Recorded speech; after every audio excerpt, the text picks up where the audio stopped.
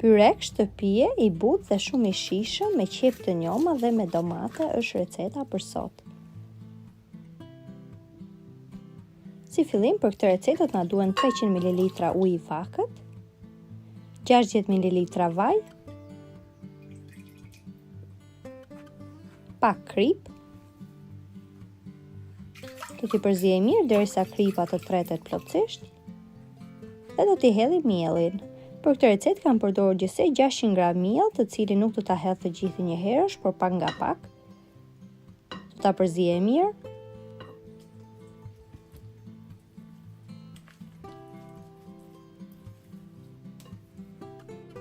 Tashmë do t'i hedhim dhe pjesën e mbetur të miellit dhe do fillojmë ta punojmë brumin mirë me dorë.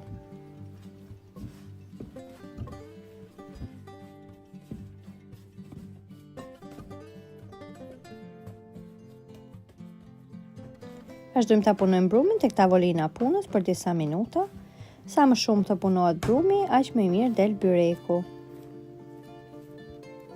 Brumi i byreku duhet jetë i butë, por jo që të ngjisë tek duart. Do ta lejmë të pushojë për 15 minuta duke e mbuluar sipër me qese kuzhine. Ndërkohë do të përgatisim mbushjen. Në një tigan kam hedhur vaj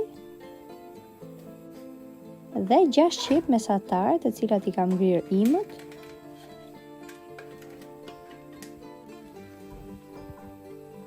Do vazhdojmë t'i përzijem qepët. Do t'i vendosim kapakun dhe do t'i lëmë 5 minuta në temperaturë mesatare.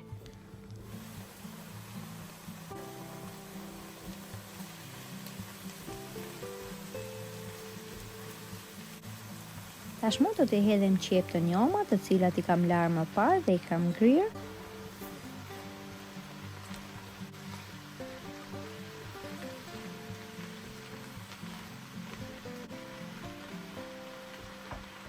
Do t'i vendosim përsëri kapakun dhe do t'i lëmë 5 minuta të tjera në temperaturë mesatare. Kapaku i ndihmon qepët që të zbuten më lehtë, kështu që është më mirë të vendosni kapakun. Do t'i hedhim tashmë 6 domate, të cilat i kam perë në kubik, krip dhe piper të zi. Erëzat janë sipas dëshirës, mund t'i hidhni më shumë erëza. Domateve mund t'ia hiqni lëkurën nëse dëshironi, unë në këtë rast nuk ja kam hequr.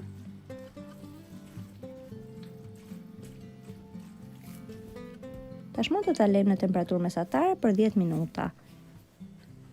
Her pas here i heqim kapakun dhe i përzijim.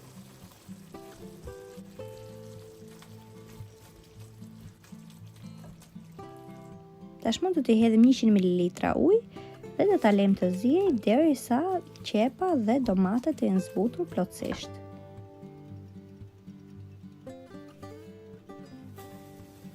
Brumin, të cilin më parë kemi lënë të pushojë për 15 minuta, do ta heqim nga tasi në të cilin e kemi vendosur më parë dhe do ta vendosim tek tavolina punës, ku do ta ndajmë në 12 pjesë.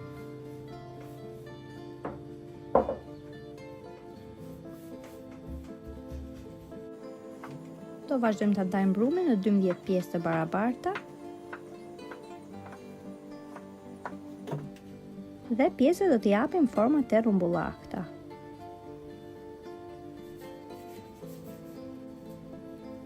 Do të hedhim pak miell këtë tavolina punës në mënyrë të tillë që të mos na ngjisin. Dhe në të njëjtën mënyrë do të veprojmë me të gjithë pjesën e mbetur të brumit.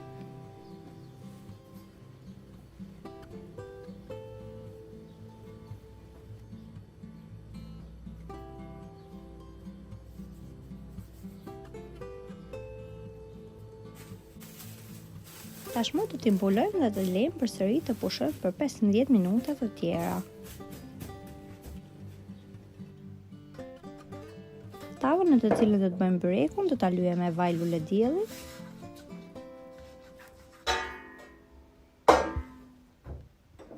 Pas 15 minutash që brumi ka pushuar, do fillojmë ta hapim. Tek tavolina punës do të hedhim pak nisë shte. Mund t'i hapni dhe me miell sipas dëshirës, por sipas mendimit tim nisë shteja i bën më të shkrifta. Petë do t'i hapim të gjitha një nga një, secilën petë do ta lyejmë sipër me vaj lule dielli. Sipas dëshirës mund të përdorni dhe gjalp. Gjellën që përgatita pak më parë do ta ndaj në 2 pjesë, sepse byreku do të bëhet me 2 shtresa. Do të vendosim petën e parë si fillim tek tava.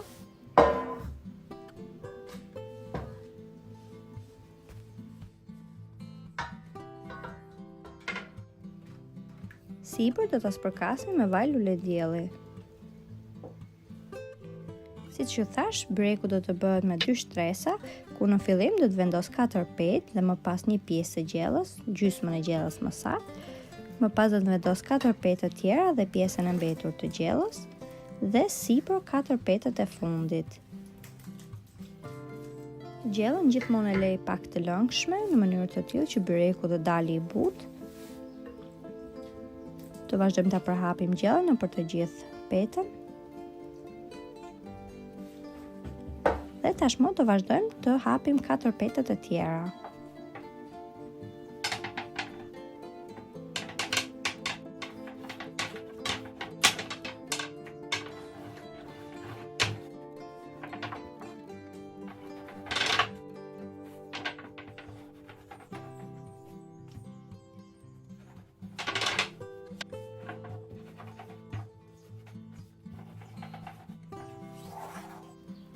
Vendosim petën sipër.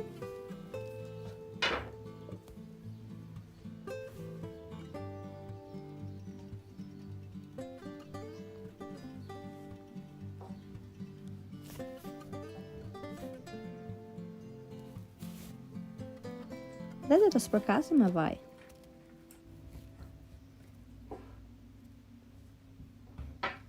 Kjo tashmë është peta e 4 që po hapet.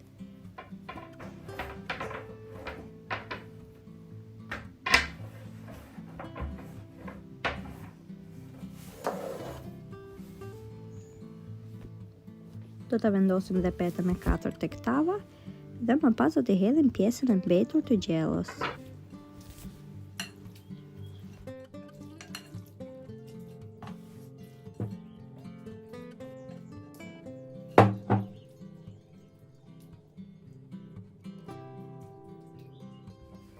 Tashmë në të njëjtën mënyrë do të veprojmë dhe me 4 petët e mbetura, do t'i hapim me një seshte dhe do t'i vendosim sipër tek tava duke i spërkatur të gjitha një nga një me vaj lule dielli.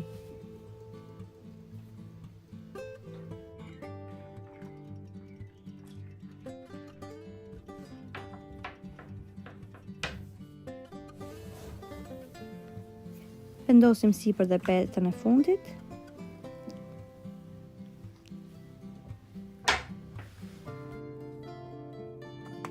Para se ta vendosim për të pjekur, do ta presim.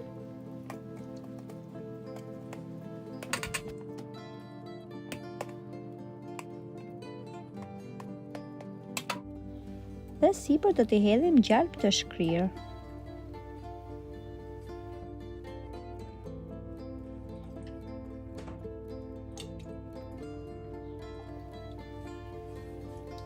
Do ta përhapim gjalpin. Dhe do ta vendosim në furrë të parangrohur me 250 gradë për 35 minuta në varësi dhe të furrës. Siç e shikoni, tashmë byreku është pjekur sapo ka dalë nga furra, do ta lejmë të ftohet dhe më pas do ta presim. Do ta presim dhe do ta shikojmë se si ka dalë brenda.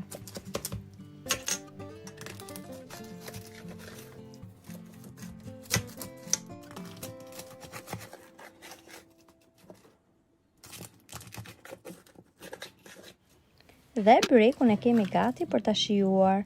Siç e shikoni, duket dhe nga pamja që është i butë dhe me të vërtetë që ishte shumë i shijshëm. Nëse e provoni në këtë mënyrë, ju bëft mirë. Nëse video ju pëlqeu, mos harroni me jepni një like ose të më lini një koment dhe gjithashtu të bëni subscribe. Faleminderit që më ndiqni.